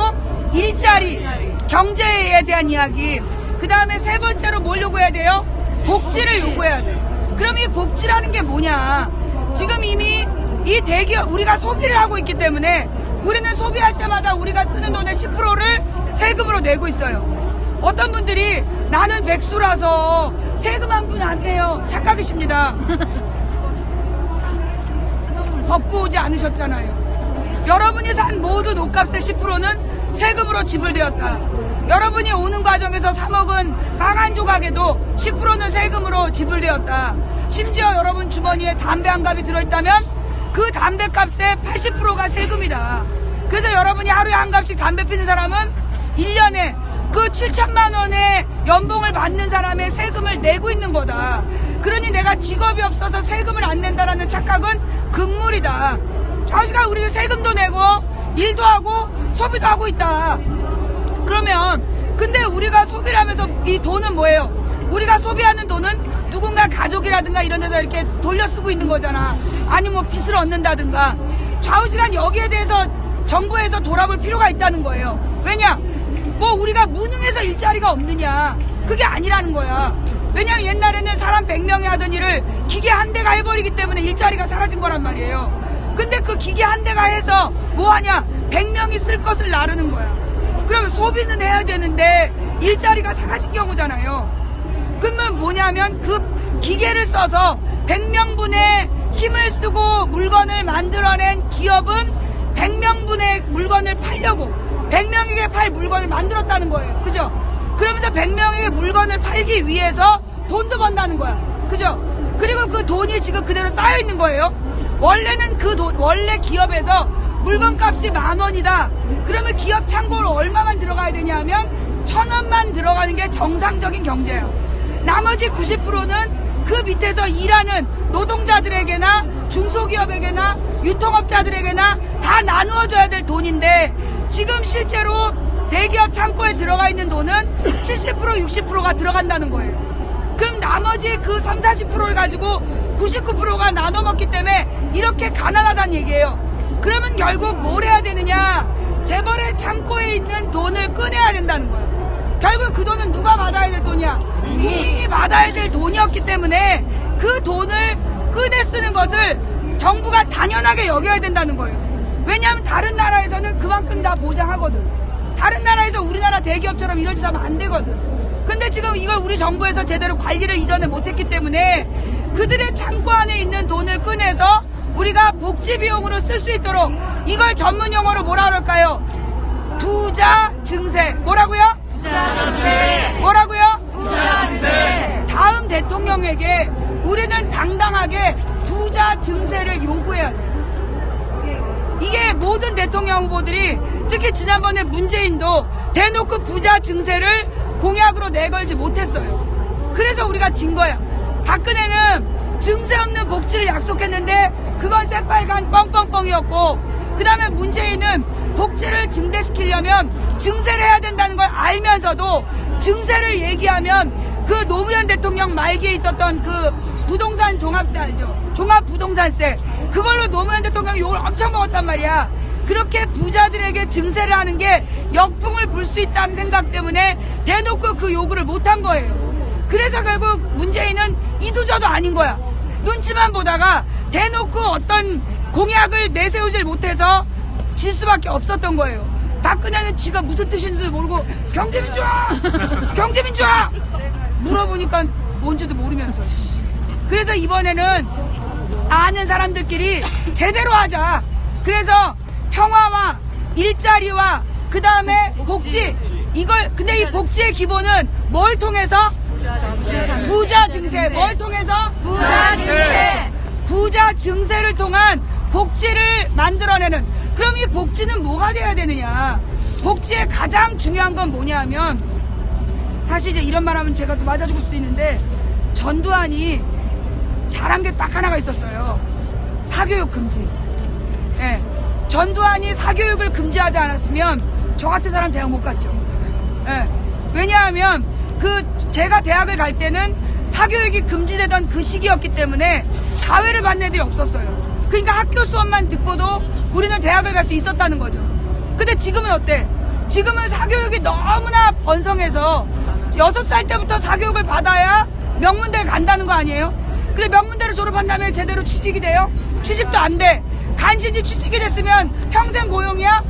40세에 나와야 돼. 그래가지고 30대에 대머리 되고 배 나오고, 그리고 결혼도 못하고, 그리고 40대에 명예퇴직해야 되고, 이런 일이 벌어지고 있는 게 지금 우리 대한민국의 현실이다. 그러니 우리가 정말 해야 될 일이 뭐냐 하면 교육에 대한 부분, 교육복지 부분을 분명히 세워야 된다.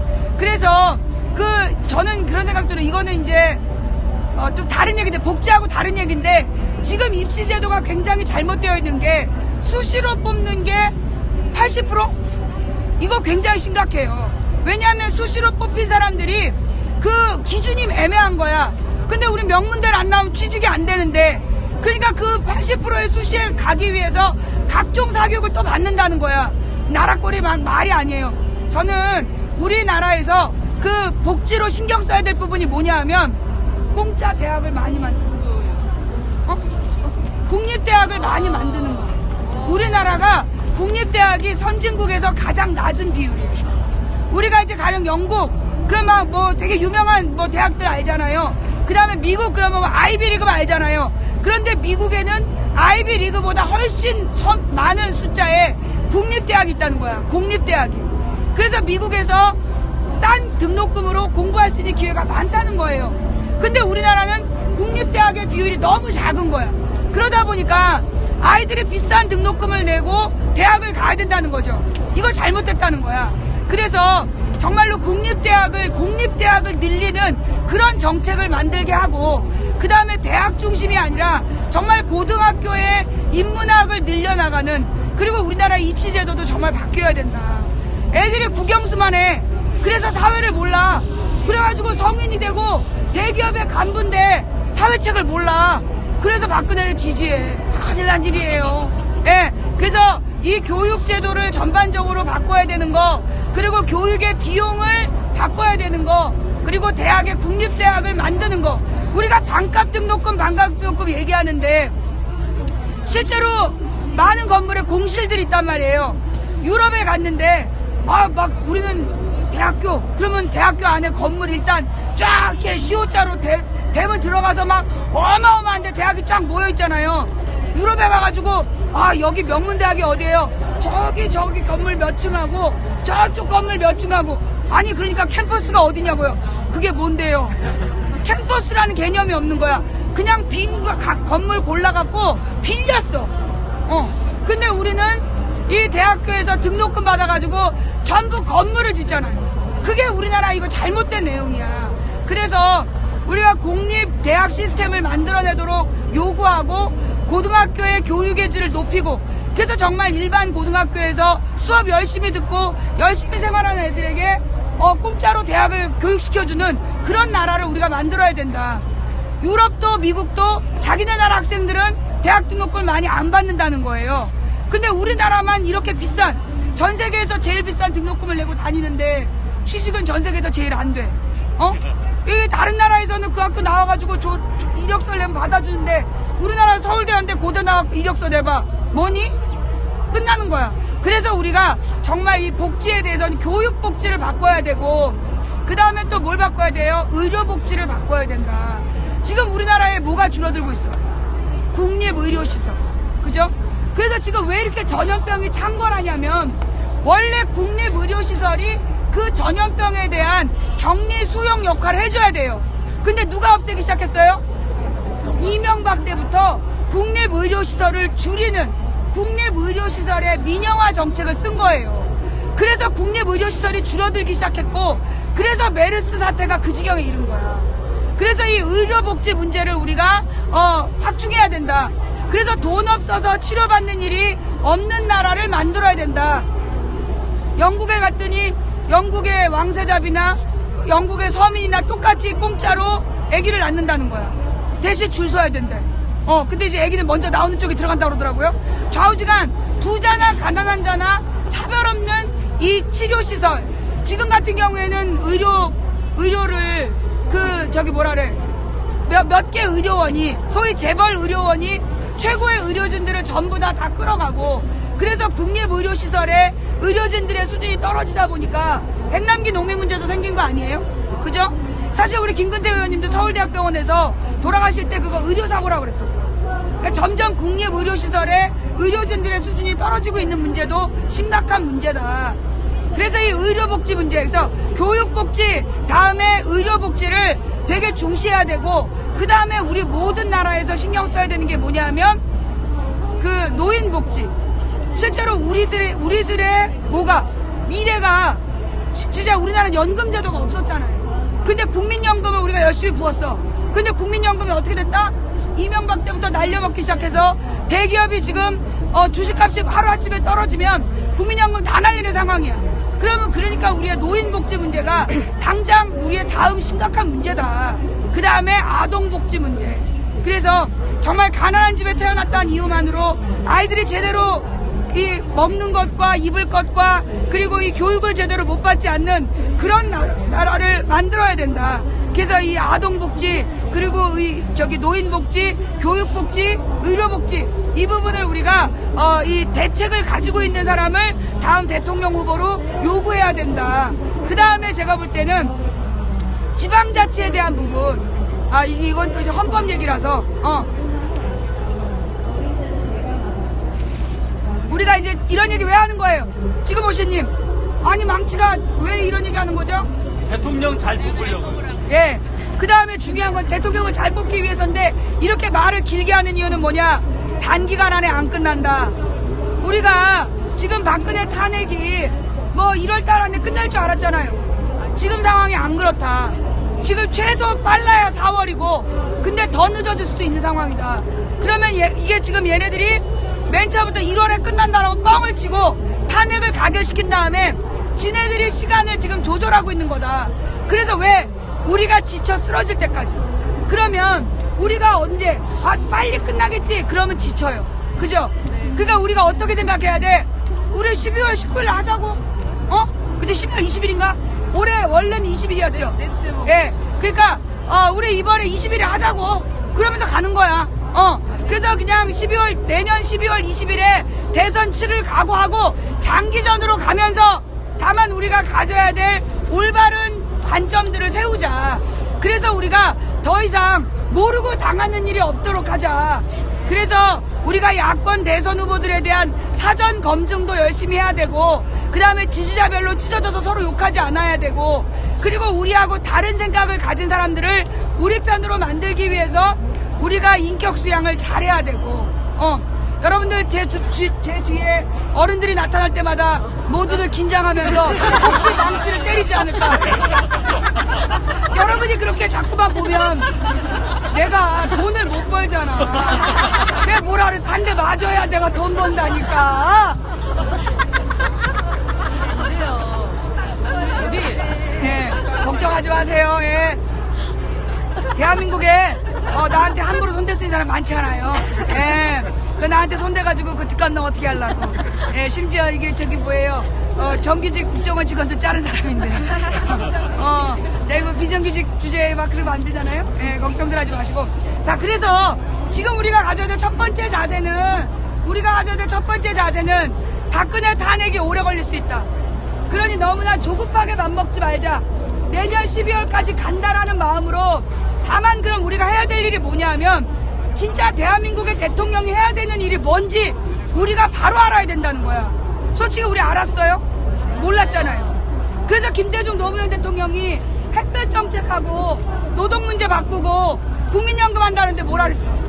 우리 그렇게 욕했잖아요. 국민연금 폐지해야 된다고 얼마나 많이 욕하고, 햇볕 정책했다고 얼마나 많이 욕하고. 그죠?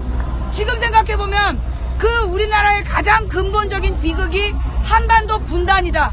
그래서 10년 동안 노력한 게 이 햇볕 정책을 통해서 평화를 위해 노력한 건데 우리가 그것도 모르고 딸 퍼다 줘서 핵무기 만들었다고. 그러면 베트남은 1년에 3번 농사 지어갖고 핵무기를 그냥 쌓아놓고 있겠네. 베트남은 핵국수 팔어? 어디서 이런 개소리야. 쌀 팔아서 핵무기 사와봐. 베트남을 다 팔아도 못 사요. 예? 이렇게 우리가 잘못된 세뇌 공작에 물이 들어서 그 다음에 지금도 이 박근혜를 막 팔아먹는 인간들이 수천 개의 땅굴이 있다는 거야. 땅굴이 수천 개면 지금 국방부 장관 어떻게 해야 돼요? 잘라야죠. 그냥 자르면 안 돼. 얘 매달아야 돼. 목을 매달아야 돼, 공개적으로. 아니, 수천 개의 땅굴이 생기도록 뭐 했다는 거야? 그래, 예. 아, 드라마 봤어. 길라임. 평균 보느라고.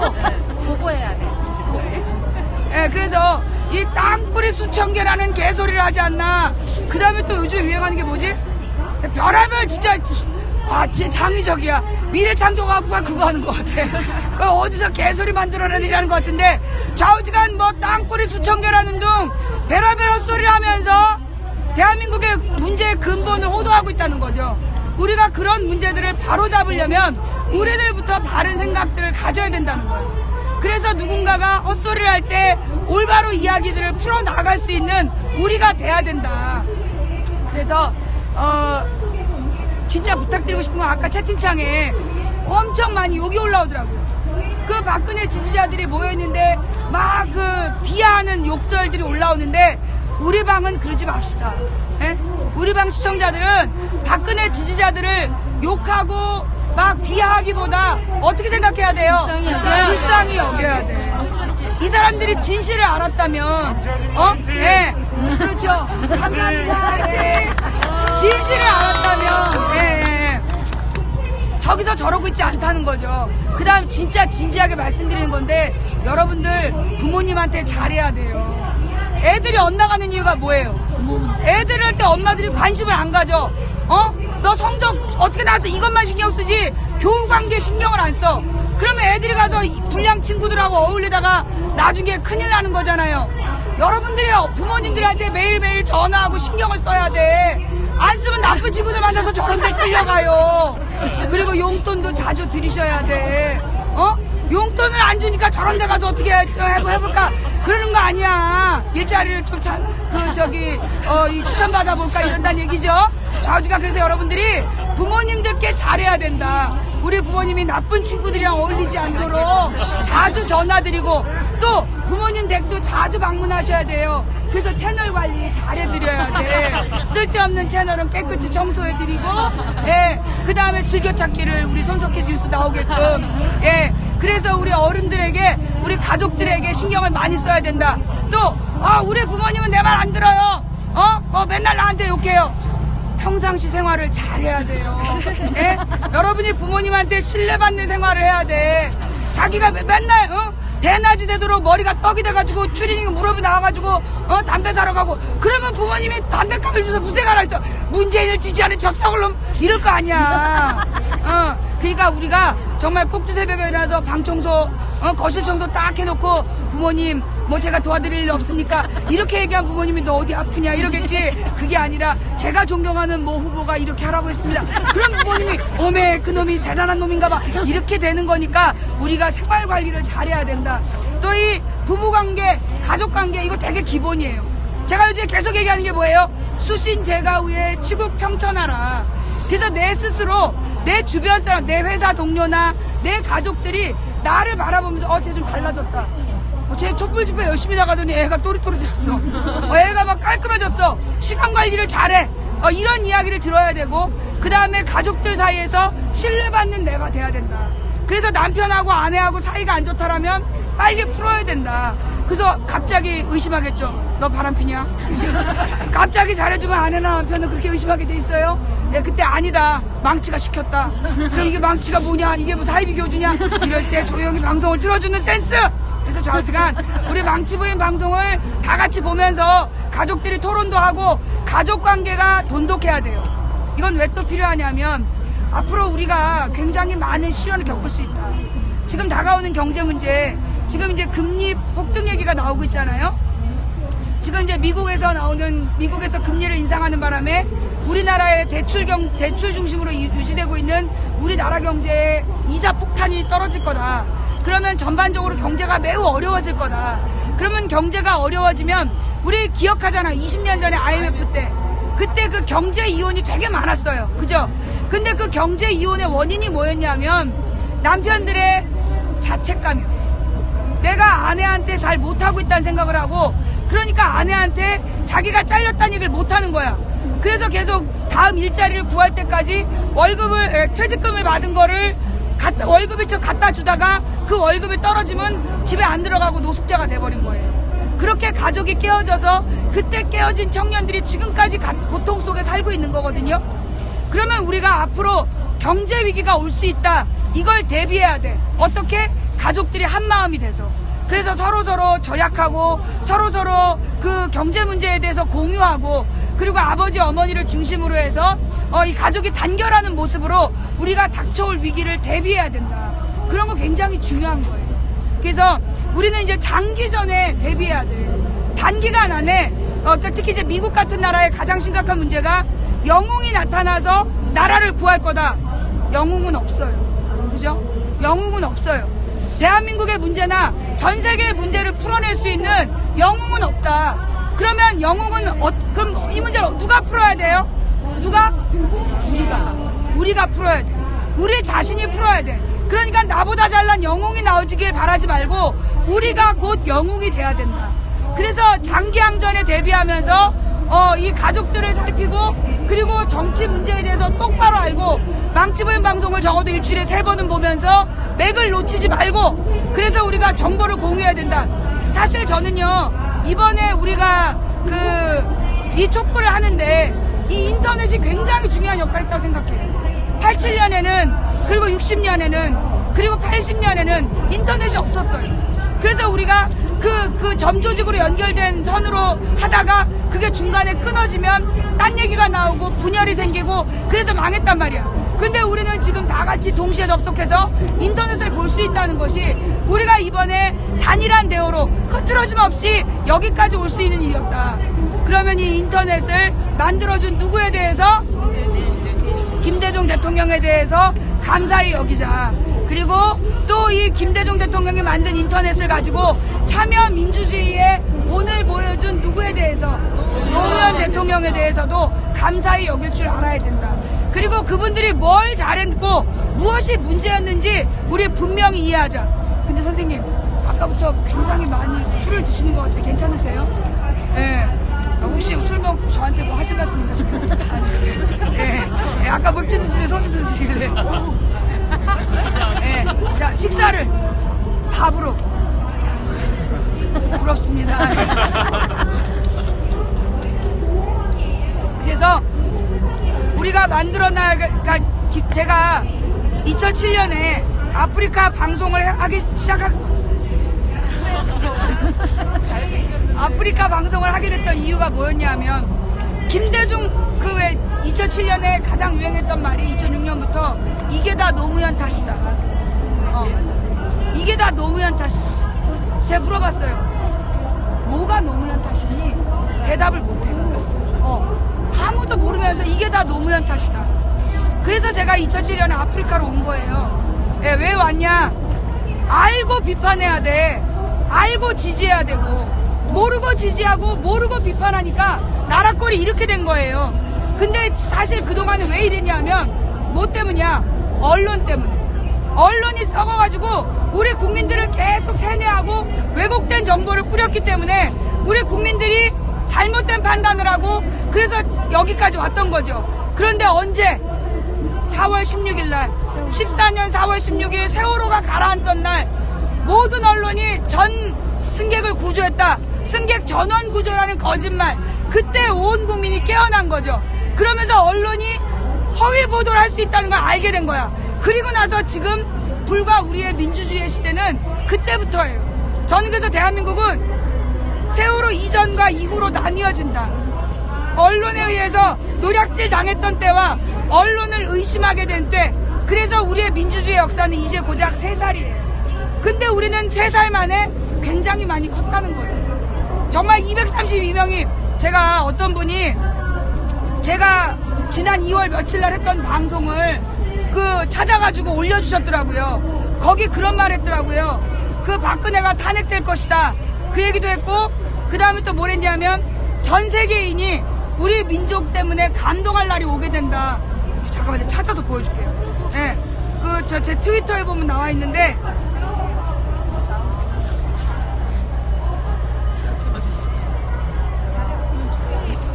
예, 뭐요?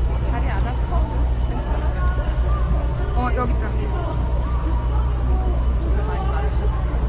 제가 그때 뭐라고 얘기했냐면, 사안마다 역풍받는 박근혜 정부와 새누리당, 그 다음에 테러방지법하고 직권상정으로 4.13 총선에서 야당이 150석 가능하다. 됐죠? 그 다음에 총선, 대선, 지방선거를 통해 우리 국민이 새로운 대한민국을 만들게 될 것이다. 라는 얘기를 지난 2월 24일에 한 거예요. 그 다음에 대한민국의 정신이 전 세계를 감동시키는 날이 온다. 이거 촛불 집회. 네, 그렇게 말했어요. 브루스 컴퓨터 미국의 한반도 그 학자가 우리나라 촛불이 가장 존귀하다. 그렇죠. 내가 그랬잖아. 그렇게 됐더라고. 예. 나왔어요. 그죠? 자, 그래서 또, 그 다음에, 이 테러 방지법을 통과시키면 박근혜 탄핵됐어. 그 다음에 새누리당이 백석도 못 건질 것 건졌는데 지금 갈라슨대잖아. 갈랐으면 이제 마지막 것도 다 이루어지는 거야. 2월 24일에, 이 얘기가 전원 이제 다 이루어지는 거예요. 예. 그래서 지금 생각해보면 우리의 이 촛불이 제가 볼 때는 전 세계에 이럴 수도 있구나. 이럴 수도 있구나. 이게 이 수백만 명이 모여서 이렇게 모였다 간 자리가 깨끗하고 아무도 약탈하지 않고 아무도 폭력을 행사하지 않고 이렇게 멋있게 민주주의 할 수 있구나. 이게 지금 무너져가는 민주주의, 전 세계의 민주주의가 지금 무너져가고 있다 그랬잖아요. 이게 브렉시트 투표, 그 다음에 이 미국의 트럼프 투표, 그 다음에 이 필리핀 두테르테, 그 다음에 러시아의 푸틴, 이런 사람들 때문에 많은 지식인들이 민주주의의 종말을 얘기하고 있어. 민주주의 이제 더 이상 의미 없다. 이건 불가능하다. 그런데 지금 우리나라 사람들이 그들에게 그게 아니다라는 얘기를 하고 있는 거예요. 국민들이 수백만이 모여서 진정한 민주주의의 기적을 이루어가는 모습을 보여주고 있는 거예요. 아마 지금 슬라보의 지적이 짐 싸고 있을 것 같아. 민주주의는 버려야 된다라고 얘기하다가 이거 뭐지? 이거 아닌 것 같은데 이러면서 지금 고민될 거예요. 자, 여러분, 오늘도 우리가 기적을 만들어냅시다. 우리가 늘 하는 말 있잖아요. 무슨 말? 된다고 믿든 안 된다고 믿든 당신의 믿음대로 될 것이다. 한 사람이 꾸는 꿈은 꿈일 뿐이지만 백인이 꾸고 만인이 꾸면 현실이 된다. 그 다음에 우리는 지금 갈 만한 길이라서 가는 게 아니라 가야 할 길이라서 간다. 또 이기기 어려운 싸움에서 지지 않는 단 하나의 방법은 싸움을 포기하지 않는 것이다. 그 다음에 우리의 네 글자, 마법을 모르는 네 글자, 뭐요? 중지동천. 뭐요? 중지동천. 우리가 모여서 뜻을 모으면 하늘을 움직일 수 있다. 자, 그래서 우리가 지난 12월 9일날 국회 앞에서 탄핵을 받았으니까 우리가 헌재로 가서 중지동천 하려고 했더니 박근혜가 사람을 풀어가지고 못 가게 그런다고 우리가 포기할 우리는 아니잖아. 좀 기다리면 4시에 시간 난다니까. 우리 그때까지 기다렸다가 내가 원래 행진을 안 해. 내가 하루에 1000보 이상을 안 걸어. 내가 오늘 파스 20개 붙였어. 헌재까지 갈 거야. 헌재 가서 우리 다 같이 중지동천 외치고 오는 거예요. 예. 자, 그래서 헌재가, 근데 내가 볼 때 헌재가 탄핵을 인용 안 할 수가 없을 것 같아. 다만 인용할 시점을 지금 새누리당이 일어설 때를 기다리면서 늦추고 있는데, 내가 볼 때 그 부분에 대해서 우리가 새로운 공격을 해야 될 것 같아요. 그거는 여기서 안 하고 이따가 이제 또 시간 지나면 제가 또 비법을 사실대로 공개할 테니까 오늘은 여기까지. 혹시 질문 있어요? 4시에 본행사니까 질문. 망치 부인한테 평상시에 묻고 싶었던. 잠시만요. 오늘 듣다 보니까 이재명을 이용해가지고 한다는 막 말이 있어서 네. 그러니까 지금 제가 일찍부터 얘기했던 게 종편에서 이재명을 띄운다 그랬잖아요. 그러니까 이제 이재명 시장에게 말을 유도하는 것 같아 보니까 종편이. 그 다음에 그 말을 빌미로 해서 문재인을 이제 까대고 있죠. 그리고 그 더민주 밴드? 더민주에서 무슨 밴드가 추미애 쪽 무슨 후배인가가 관리를 하는데 거기서 무슨 이재명 무슨 행사를 링크시키고 참여를 독려해서 막 문제가 됐다 이런 얘기가 있더라고요. 제가 무슨 얘기를 했냐면 추미애가 당대표가 되면 문재인을 버리고 이재명을 선택할 거다 그런 얘기를 했었어요. 근데 많은 사람들이 안 믿었죠. 근데 요즘 보니까 어때? 맞는 것 같죠? 그 다음에 종편이 이재명을 계속 띄운다는 얘기 계속 했잖아요. 지금 분명히 드러나고 있죠.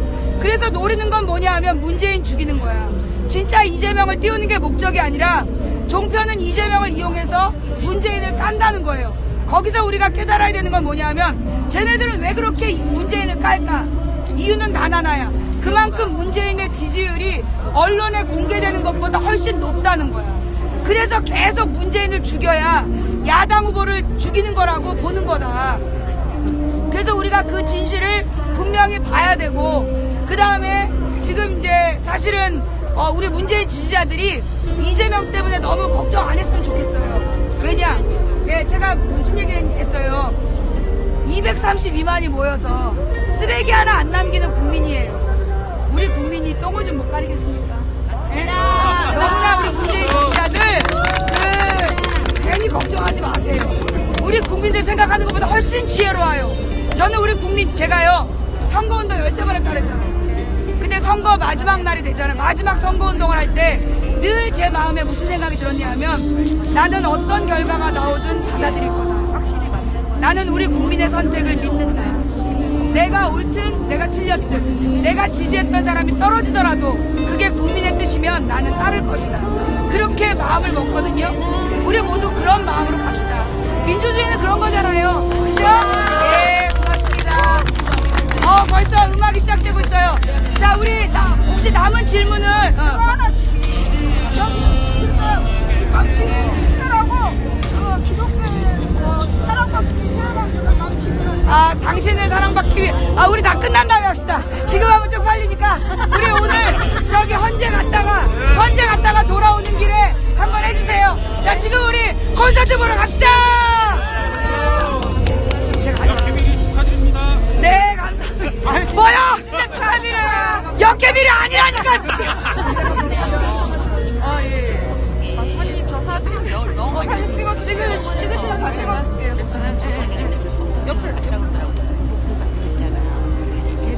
불법, 부정 선거는 맞는데, 개표 부정은 증거가 없어. 벌써 끝났습니다. 개표 부정은 증거가 없고, 부정 선거는 맞아요.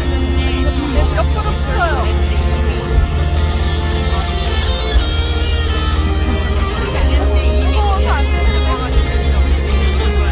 그게 다 거짓말이에요. 예, 저 사진 찍으실 분들, 예, 저도 사진. 예.